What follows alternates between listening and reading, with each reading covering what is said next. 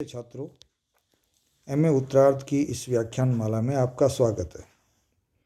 आज हम दलित विमर्श पर विचार करना प्रारंभ करेंगे। इसे आप निबंध के रूप में भी ले सकते हैं, लिखना चाहें तो, और एक विचार के रूप में भी ले सकते हैं, जो सामाजिक तौर पे, राजनीतिक तौर पे और साहित्यिक रूप से इस पर किस तरह से विचार किया गया है और दलित विमर्श के अंतर्गत क्या आ सकता है, उस सब को हम देखेंगे। भारतीय साहित्य में जब हम अध्ययन करते हैं, भारतीय वाङ्मय का जब हम अध्ययन करते हैं या शास्त्रों का जब हम अध्ययन करते हैं, तो हम बहुत पहले जाते हैं तो हम पाते हैं कि मनुष्य में किसी प्रकार का कोई भेद नहीं किया गया। जैसे वाल्मीकि जी जो कहते हैं कि मनुष्य जो है जीवों में सबसे श्रेष्ठ और मनुष्यों से श्रेष्ठ कोई नहीं है,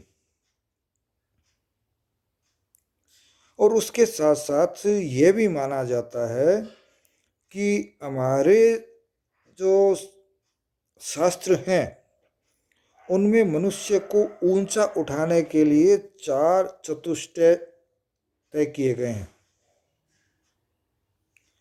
धर्म, अर्थ, काम और मोक्ष।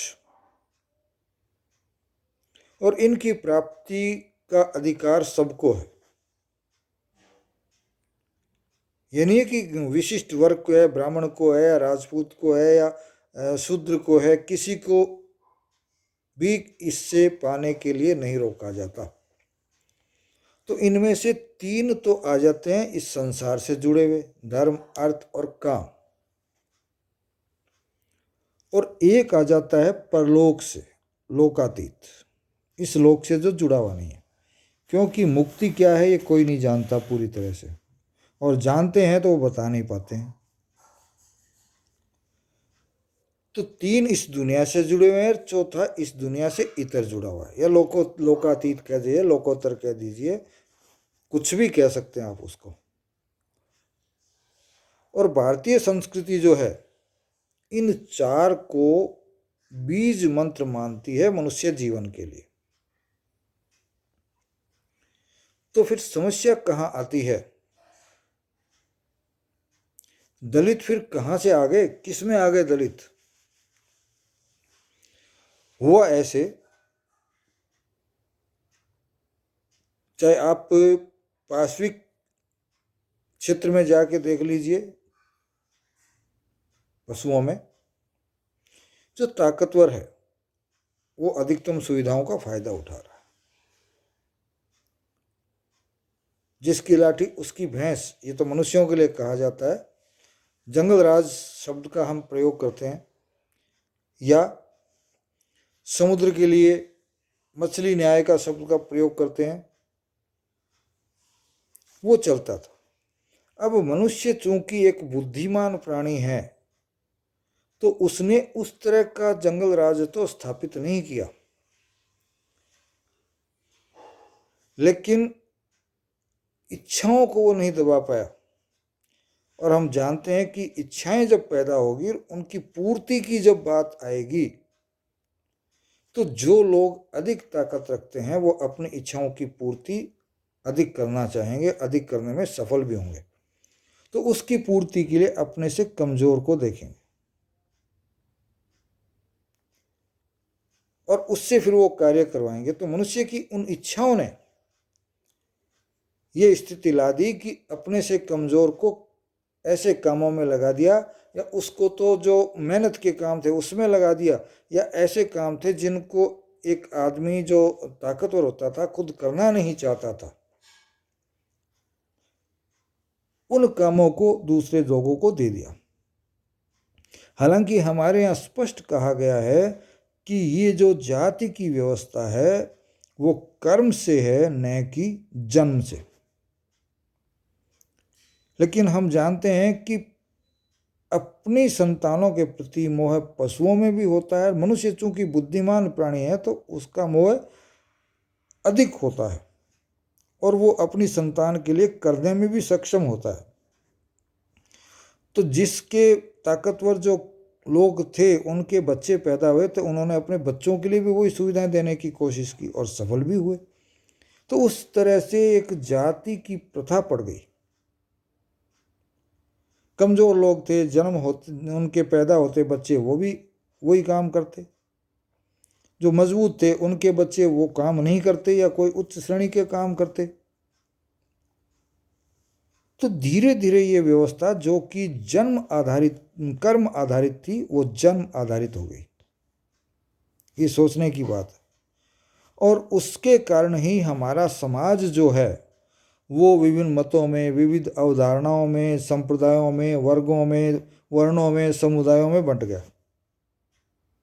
हमने उसका बंटवारा कर लिया और वो बंटवारा मानसिक तौर पर भी था, भौतिक तौर पे भी था, शारीरिक तौर पे था और सामाजिक सुखों की प्राप्ति का एक घोषित या जो आवश्यकता है उनके पोषण का और कालांतर में अपने सगे संबंधियों का, निकट संबंधियों का उनको विरासत में देने के कारण ये एक संप्रदाय बन गए, समुदाय बन गए और इस तरह से एक अलगाव पैदा हो गया जिसमें मनुष्यों में भेद पैदा हो गया। और हम सब जानते हैं कि जाति का निर्माण कर्म के आधार पे हुआ, लेकिन कम सबलों ने या बलशालियों ने निर्बल पर काम का बोझ लाद दिया और मनुष्य जो पहले एकल रूप से या एक आदमी के रूप में अलग अलग रहा करता था, उसने जब समुदाय बनाए, कबीले बनाए तो निश्चित तौर पर उनकी व्यवस्था के लिए विविध तरह के काम करने वाले लोग चाहिए। तो जिस आदमी की जैसी योग्यता थी या जिस आदमी के द्वारा जिस तरह का काम करवाने की योग्यता थी तो उस तरह की व्यवस्था करवा दी गई या कर दी गई और कमजोर को ऐसे काम दे दिए गए जो कि बड़े लोग, ताकतवर लोग नहीं करना चाहते थे, अपने परिवार से भी नहीं करवाना चाहते थे और उनको चाहिए था कि उनको आगे भी ऐसे लोग मिलते रहे। तो जो व्यवस्था कर्म आधारित थी उसको जन्म आधारित कर दिया गया और उसका जो है कारण क्या था कि जो कमजोर था उसको डराते गए, उसका दैहिक, भौतिक या किसी भी तरह से दैविक रूप से धर्म कर्मकांडों के नाम पे उसका भय से उसको आक्रांत किया जाता रहा। और हम सब जानते हैं कि एक बार जो सुविधा हमको प्राप्त हो जाती है हम उसको छोड़ना नहीं चाहते। ये पशुओं की ही नहीं, समझदार बुद्धिमान मनुष्यों की भी आदत होती है।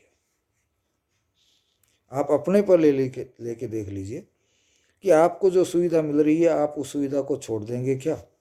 नहीं छोड़ेंगे जल्दी से, चाहे वो अनुचित ही क्यों न हो।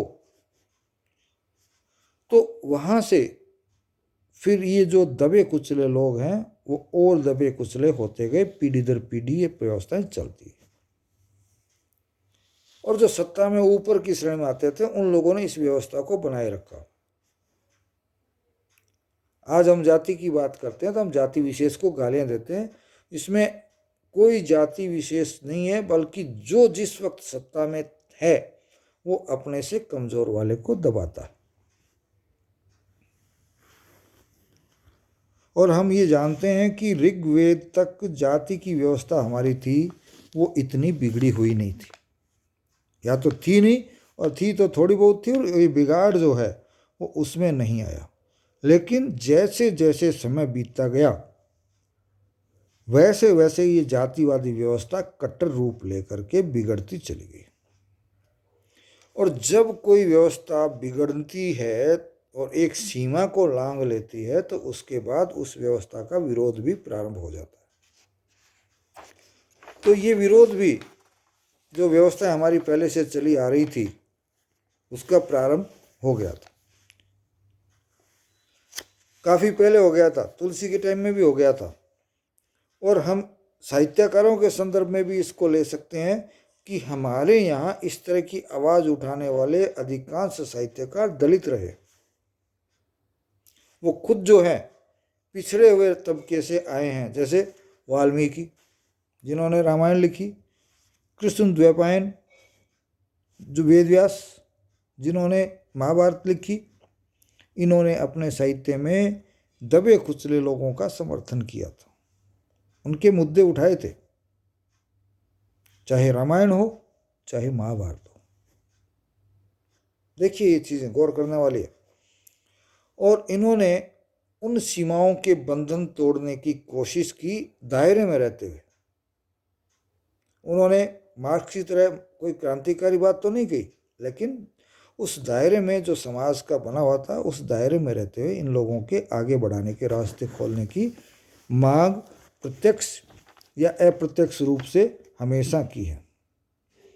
और जब भक्ति काल में आते हैं तो भक्ति काल में भी देख लीजिए, चाहे कबीर हो, एक मीरा को छोड़ दो या तुलसी को छोड़ दो, उसके अलावा अधिकांश जो कवि हुए हैं वो पिछड़े तबके से आए। कबीर तो खुलेआम ये जो हमारा जातिगत भेदभाव था या दबे कुचले लोग थे, उन सब के लिए हमेशा अपनी बात को कहते रहे।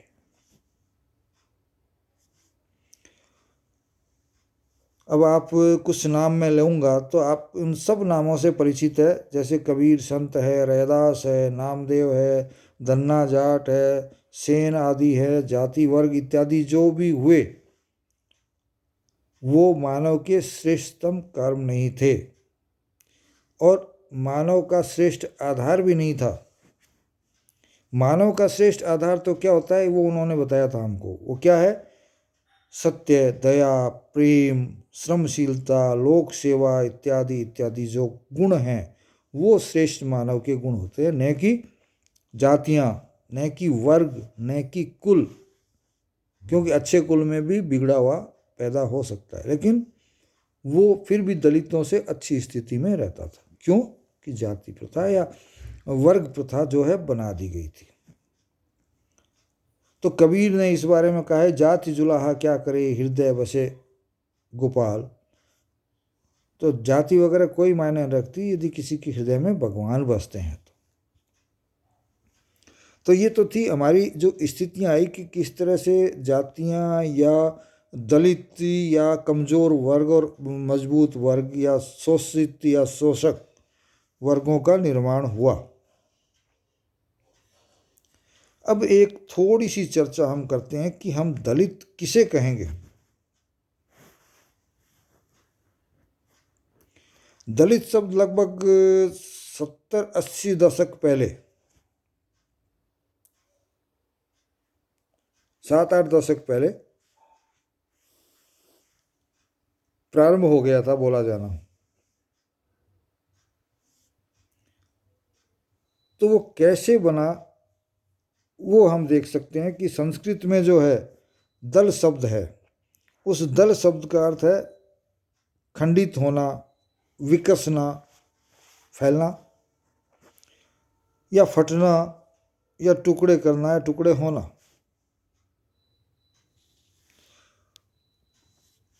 और फिर इसी से दलित शब्द निकला। हिंदी शब्दकोशों में भी अलग अलग जो है तरीके से इसके अर्थ बताए गए हैं, इसकी निर्माण प्रक्रिया को बताया गया है।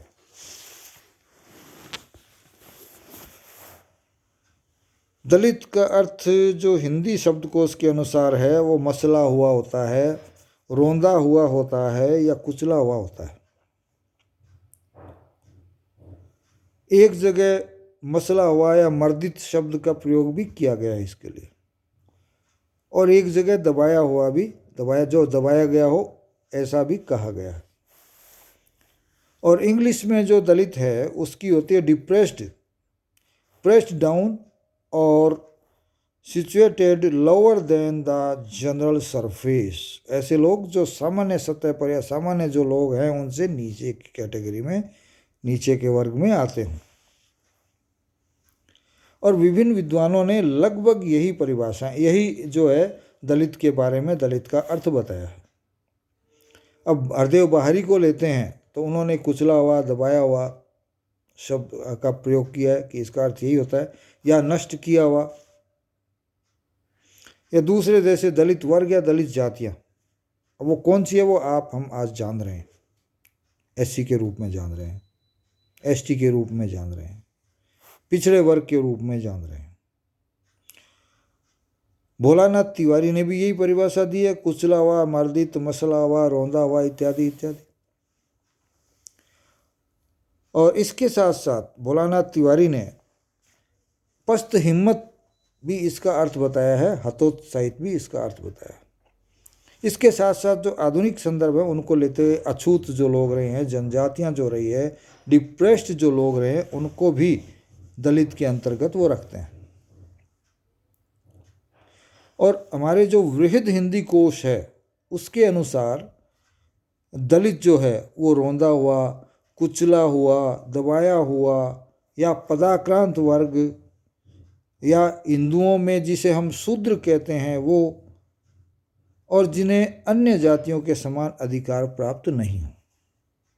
अब अन्य जातियों के समान अधिकार प्राप्त नहीं होने में तो दोनों चीज़ें आ जाती है, जो ऊपर के अधिकार प्राप्त है वो भी आ जाते हैं और नीचे के, लेकिन नीचे के अधिकार, जो अधिकार प्राप्त नहीं हो सामान्य भी, ऐसे लोग दलित के अंतर्गत आते हैं। हिंदी साहित्य कोश इस बारे में हमको बताता है कि वह समाज का वह हिस्सा या वह निम्नतम वर्ग जिसकी विशिष्ट संज्ञा आर्थिक व्यवस्थाओं के अनुरूप होती है, तो आर्थिक तौर पे दबे कुचले हों, जैसे दास प्रथा हमारे यहाँ तो नहीं रही लेकिन कहीं रही है दुनिया में। ये तो था सामंतवादी व्यवस्थाओं में थी दास व्यवस्था। और दूसरा है किसान और मजदूर इत्यादि जो है वो पूंजीवादी व्यवस्था में। तो ये उन्होंने अर्थव्यवस्था, अर्थ को मेन माना है, मुख्य माना है, आर्थिक व्यवस्थाओं को मुख्य माना, उसमें जो कमजोर है वो दलित है। रामचंद्र वर्मा भी ऊपर जो बताए हैं उसी के अनुसार बात करते हैं, बाकी अन्य कोई विशेष बात नहीं करते। और भी लोगों ने कहा है लेकिन वो ज़्यादा महत्व नहीं रखने वाली परिभाषा है। मैंने जो महत्वपूर्ण जो अर्थ लोगों द्वारा बताए गए हैं वो हम कह सकते हैं। नारायण सुर्वे के अनुसार जो है वो थोड़ा सा हमको ध्यान देना चाहिए। इनके अनुसार इन्होंने ये नहीं कहा कि कौन है, ये कहा कि इनके अलावा इसका अर्थ केवल बौद्ध या पिछड़ी जातियाँ नहीं, अपितु समाज में जो भी पीड़ित है वो सभी दलित हैं। तो इन्होंने पीड़ित को ले लिया, किसी भी तरीके से पीड़ित हो वो दलित होता है। तो इनकी जो परिभाषा वो थोड़ी और अधिक विस्तारित हो गई है। तो इन सब चीज़ों को जब हम, इन सब बातों को जब हम विश्लेषित करते हैं तो हम पाते हैं कि दलित शब्द का अर्थ समाज हो, वर्ग है या जाति से जुड़कर विकसित हुआ है। ये अंत में क्या हुआ, जातियों से जुड़ गया। और ये शब्द आज जो डिप्रेस्ड जो लोग हैं, क्लासेज हैं, उनके संदर्भ में ही प्रयुक्त हो रहा है। और इसके साथ साथ यदि इनसे जुड़ी हुई बातें हम देखें तो इनके लिए किन के लिए ये शब्द हम प्रयोग कर सकते हैं वो हमारे सामने स्पष्ट हो जाता है। जैसे अस्पृश्य जातियाँ, छुआछूत के कारण जिनको हम कहते हैं कि छूना नहीं चाहिए। दूसरा है आदिवासी जातियाँ या आदिवासी लोग, भूमिहीन लोग, खेतीहर मजदूर या अन्य जो पिछड़ी जातियाँ जिनको किसी प्रकार का अधिकार प्राप्त नहीं है, वो सब इसके अंतर्गत आते हैं। अब एक चीज़ हम और देखते हैं अर्थ के रूप में। पिछड़ा वर्ग आयोग ने एक रिपोर्ट दी थी। उस रिपोर्ट के अनुसार दलित शब्द का प्रयोग 1919 के आसपास सबसे पहले किया गया था। ये उस दलित वर्ग का जो आयोग था उसके आधार पे हम कह सकते हैं। उन्होंने माना कि 1919 के आसपास सर्वप्रथम दलित शब्द का प्रयोग किया गया। और इसी के आधार पर ब्रिटिश शासन के दौरान जो मॉन्टेग्यू जेम्स फोर्ड सुधार के नाम से जो समस्त भारत में लागू किया जा रहा था, अनेक निकायों में, अनेक संस्थाओं में दलित वर्ग के लिए प्रतिनिधित्व दिया जाने लगा। अनुसूचित जातियां हैं, जनजातियां हैं, अस्पृश्य जातियां हैं, उन सब के लिए ये 1919 का जो हमारे जो लागू हुआ ब्रिटिश शासन के दौरान, वो उसमें इनके लिए कुछ सुविधाएं, कुछ आरक्षण स्वीकार कर लिया गया। और इसी को आधार मानते हुए 1985 में जो अधिनियम आया, उसमें दलित वर्ग को अनुसूचित जाति के समानार्थी रूप में प्रयोग में लाया जाने लगा।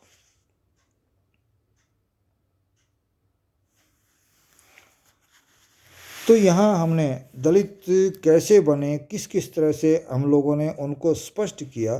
तो अब एक सवाल आता है कि फिर इनको हम परिभाषित कैसे करें। इस बारे में हम अगले व्याख्यान में चर्चा करेंगे। जय हिंद, जय भारत।